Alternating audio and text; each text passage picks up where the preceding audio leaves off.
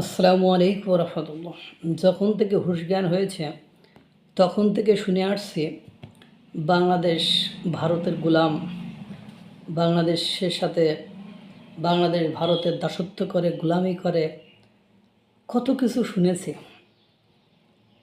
বাংলাদেশের একটি পক্ষ ভারতের দালাল, ভারতকে সব কিছু দিয়ে দিয়েছে। বাংলাদেশ যতগুলো চুক্তি হয়েছে সব চুক্তিগুলো হলো গোলামি চুক্তি। এবং যে সরকার ক্ষমতায় ছিল 17 বছর দীর্ঘ একটানা, তারা ভারতের দাসী এরকম শুনে আসছে।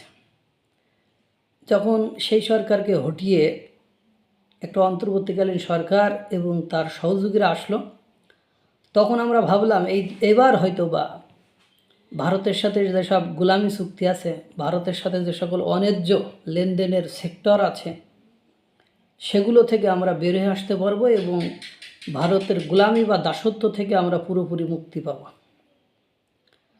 কিন্তু দুর্ভাগ্য হলো সত্য যে সেই সরকার শুরুতে পরীক্ষা নিরীক্ষা না করে, প্রমাণাদি না দেখিয়ে সেই সরকারের প্রধান উপদেষ্টা থেকে শুরু করে বাকি উপদেষ্টারা একের পর এক তথ্য সামনে নিয়ে এসেছে, কিন্তু সেই তথ্যগুলোর কোনোটাই তারা প্রমাণাদি দেখাতে পারে নাই। যেমন আমরা যদি বলি, অধ্যাপক আসিফ নজরুল আইন উপদেষ্টা, তিনি বলেছিলেন ভারত 26 লক্ষ ভারতীয় বাংলাদেশে চাকরি করে। কিন্তু দুর্ভাগ্য হলো সত্য যে তিনি 18 মাসে 18 জন ভারতীয়কেও বাংলাদেশ থেকে আইডেন্টিফাই করে ভারতে তাড়িয়ে দিতে পারেন নাই। এরপরে 100-এরও অধিক ভারতের সাথে গোলামি চুক্তি রয়েছে, কিন্তু 18 মাসে 18টি গোলামি চুক্তি জনগণের সামনে নিয়ে এসে সেই গোলামি চুক্তি বাতিল করতে পারেন নাই। বাট দেখাতেও পারেননি যে হ্যাঁ, আমাদের এই সেক্টরগুলোতে ভারতের সাথে গোলামি চুক্তি আছে, এই সেক্টরে ভারত আমাদের উপর আধিপত্য বিস্তার করেছে, এই সেক্টর থেকে ভারত হাজার হাজার কোটি টাকা বাংলাদেশ থেকে ভারতে নিয়ে যাচ্ছে। অর্থাৎ এর আগে যে গোলামি চুক্তির কথা বলা হয়েছে ভারতের সাথে, সেগুলো সব প্রোপাগান্ডা। অথচ এই সরকারের 18 মাসে অন্য একটি দেশ অর্থাৎ মার্কিন যুক্তরাষ্ট্রের সাথে যে চুক্তিগুলো করে গিয়েছে, তাতে করে একেবারে গোলামি চুক্তি জনগণের সামনে চলে এসেছে যে এরা যে চুক্তিগুলো করেছে সেই চুক্তিগুলো সত্যিকার অর্থেই গোলামি চুক্তি। যেমন এই চুক্তি নিয়ে আমাদের সবার প্রিয় গোলাম মাওলা রনি ভাই বলেছেন, শেখ হাসিনা তো গোলামি চুক্তি করে দেশ বিক্রি করে দিয়ে গেছে, অথচ একটা চুক্তি প্রকাশ হয়নি এতদিনে। তবে এখন প্রকাশ্যেই দেখা যাচ্ছে রাশিয়া থেকে তেল কিনতে আমেরিকার অনুমতি লাগবে, তাও একবার নয়, দুবার। ভবিষ্যতে হয়তো বিয়ে শাদী করতেও অন্য দেশের অনুমতি লাগবে। দেশ আগে বিক্রি হয়েছিল না, এখন বিক্রি হচ্ছে।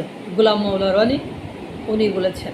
এরপরে আরেকটা গোলাম মাওলা রনি ওই কথা বলেছেন। এরপরে আমাদের দেবপ্রিয় ভট্টাচার্য অর্থনীতিবিদ, তিনি বলেছেন অন্তর্বর্তী সরকারের গোপন চুক্তির কারণে রাশিয়ার তেল কিনতে যুক্তরাষ্ট্রের অনুমতি নিতে হচ্ছে।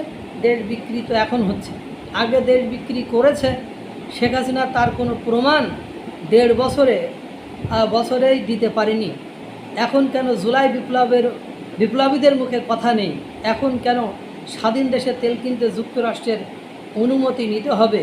দেবপ্রিয় ভট্টাচার্য অর্থনীতিবিদ, তিনি কথা বলেছেন।